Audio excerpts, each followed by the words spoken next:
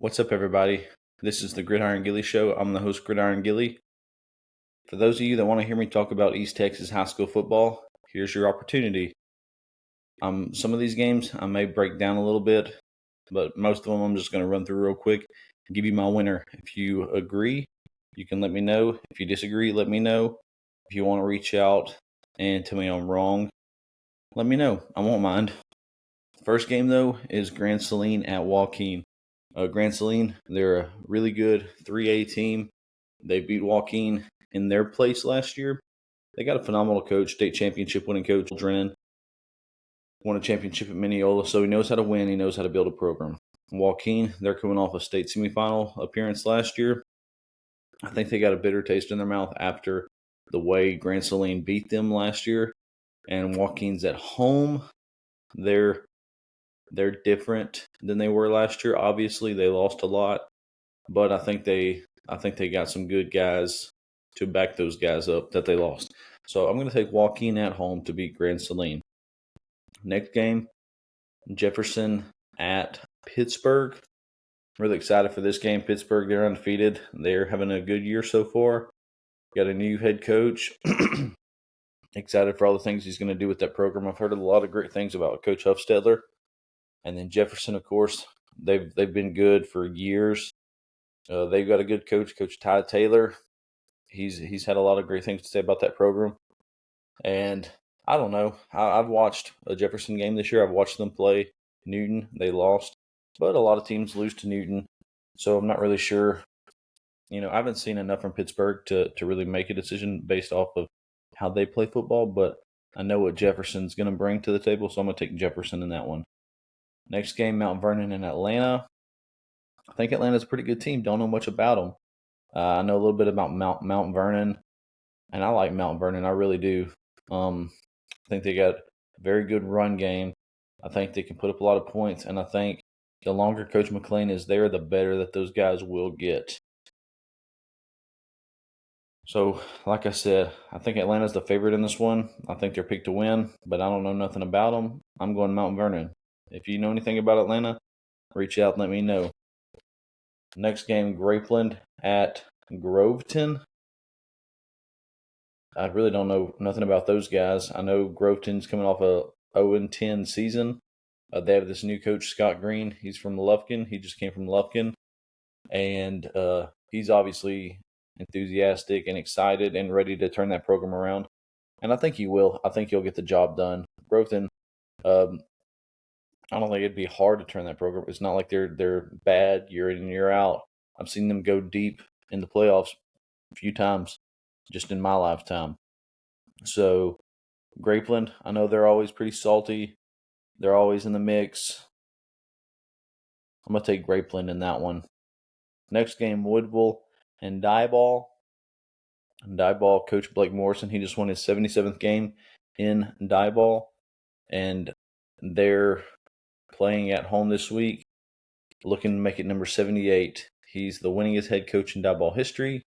Once he won that 77th game, and then you got Woodville coming to make sure that they don't make it 78 this week. So it's going to be interesting. I feel like it's going to be a physical game. It's going to be tough. They're going to get after it. Like Woodville, they're coming off a state championship appearance last year. They lost, but they went. New head coach. And they hired him with the expectation that he would continue the success that the program's had. So I'm going to take Woodville in that one, honestly.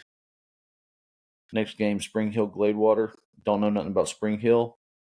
I know that they've been down for a while. I know they can beat you in baseball, but that's all I know about Spring Hill Gladewater. I'm going to take Gladewater. I like what they got. Next game, Redwater New Diana. Both teams, Redwater, I don't think it's won a game this year. I think New Diana just picked up their first win last week, but they played two pretty tough games. They played Mount Vernon and they played Gladewater. So they lost those two games, but I think a lot of teams in Class 2A would lose those games. When I look at this one, I'm going to go New Diana. I like New Diana. I like their head coach. I think he's phenomenal. I think he's another one of those guys that the longer he's there, just the better they're going to get. They're going to continue stacking wins one after another. And I think God put him there for a reason. Next game, Corrigan, Camden, Elkhart. It's at Elkhart. I think it's their homecoming week. They're going to be excited. Hopefully the homecoming, the week of homecoming, hopefully it's not too much and that they're not ready to play come Friday, because Corrigan's a team that they can beat you. It don't matter where, when. Corrigan can beat you any given Friday night. And this particular Friday, I'm going to take the Corrigan Camden Bulldogs. I'm going to take Coach Ratliff and the Corrigan Camden Bulldogs on this one. Next game, Tatum West Rusk. I just saw Tatum play last week. They're pretty scrappy. I like what they bring. I think they're a playoff team. I was impressed with them, honestly. They played Newton. They lost, but they really played hard, and they played physical, and they can get to the football. You just got to wrap up. Got to block and tackle. West Rusk, I know a lot about West Rusk. I've seen them play for many years now. I've kept up with that program. My mom, she's class of 88 from West Rusk. So, yeah, I've kept up with that program for a really long time. I like what Coach Mata brings there. I think he's a good coach. And what I know about West Rusk is their consistency, and that's what I think they'll bring again this year is consistency. Give me West Rusk over Tatum. Next game, Lindale Gilmer. Gilmer's always a tough team, just like the team I just mentioned. Historically, year in and year out, playoff team, playoff caliber football team. Can beat anybody any given Friday. Well, Gilmer's played a really tough non-district schedule this year. I don't think this week's any different. Lindale is a top caliber 4A team, and I think Lindale's going to beat Gilmer this Friday. Next game, Lovelady Garrison. Lovelady's always a pretty scrappy 2A team.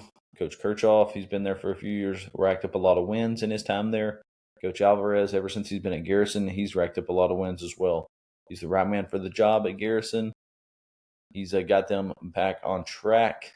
And this one, I think if these teams play, it's a coin toss on who's going to win. But in my personal opinion, I think Garrison's got the juice, and they're a pretty physical football team. I've seen enough of Garrison to know what they bring to the table. Haven't seen much of Lovelady. I just know they win a lot of games. But in this one, I'm going to take Garrison. I think it's a safe bet.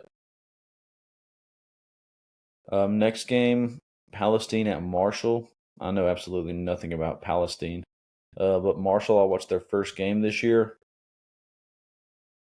Really impressed. Scored a lot of points. Had a lot of points scored on them. But at the end of the game, they went down, punched it in, and then went for 2 and won the game. So they didn't have to. They could have went to overtime, but they played for the win.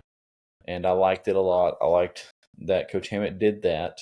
It's best to do that non-district and see how your team handles it. If they have to overcome adversity, you would rather test them in the non-district before you get in the district.